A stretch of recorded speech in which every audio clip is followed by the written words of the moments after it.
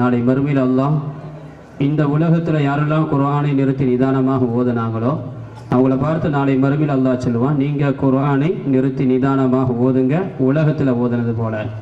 அவங்க ஓத ஓத சொர்க்கத்தில் அந்தஸ்துகள் உயர்த்தப்பட்டுக்கிட்டே இருக்கும்.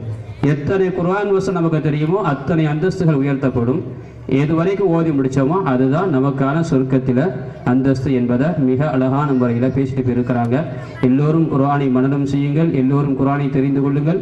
நாளை மறுமையில் குர்ஆனை ஒவ்வொரு வசனங்களை ஓதி ஓதி நமக்கான அந்தஸ்துகளை பெறுவதற்கு வல்ல ரஹ்மான் நம் அனைவருக்கும் தௌஃபீக் செய்வானாக. அடுத்ததாக நம்மளாம் குர்ஆனை ஓதும் பொழுது சில வசனங்களை ஓதும் பொழுது அந்த வசனம் நமக்கு ரொம்ப பிடிச்சி போயிருக்கும். அல்லாஹ் எப்படியெல்லாம் சொல்லியிருக்கிறான் அப்படின்னு நமக்கு என்ன செய்யும், பிடிச்சி போகும்.